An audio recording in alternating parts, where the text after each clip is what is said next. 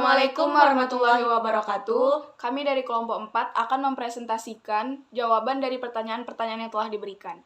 Sebelumnya kami akan memperkenalkan diri. Saya Adila Taqwa dengan NIM 2105-10198 dan teman saya Vina Arifin dengan NIM 2105-10388. Baiklah, pertanyaan pertama adalah sebutkan perbedaan antara ilmu antropologi hukum dan ilmu sosiologi hukum.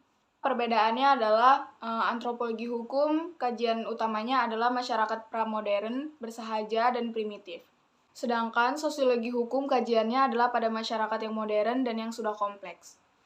Kemudian, antropologi hukum lahir dari sebuah ketertarikan bangsa Eropa menjajah dunia, khususnya mempelajari orang Asia, Afrika. Sedangkan sosiologi hukum lahir untuk menyelesaikan pemecahan persoalan. Lahir dari Revolusi Perancis. Kemudian, antropologi hukum, pendekatan metodologinya adalah descriptive analytic. Sedangkan sosiologi hukum, pendekatan metodologinya yang bersifat evaluatif. Di soal nomor 2, berikan satu contoh kasus atau permasalahan yang dapat dikaji dari ilmu antropologi hukum. Dulu pedagang kaki lima berjalan di trotoar tanpa mengganggu pejalan kaki. Sebenarnya pedagang kaki lima boleh berjalan di trotoar asalkan memiliki lebar minimal 5 meter. Sejak ada peraturan menteri atau permen dalam pasal 13 ayat 2 Permen PUPR nomor 3 strip PRT strip N strip 2014 bunyinya pemanfaatan prasarana jaringan pejalan kaki hanya diperkenankan untuk pemanfaatan fungsi sosial dan ekologis yang berupa aktivitas bersepeda, interaksi sosial, kegiatan usaha kecil formal, aktivitas pemuran di ruang terbuka, jalur hijau, dan sarana pejalan kaki.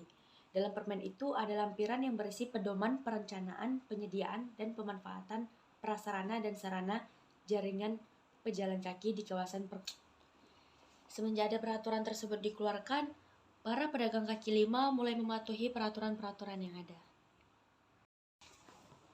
Selanjutnya, pertanyaan nomor 3, berikan satu contoh kasus atau permasalahan yang dapat dikaji dari ilmu sosiologi hukum.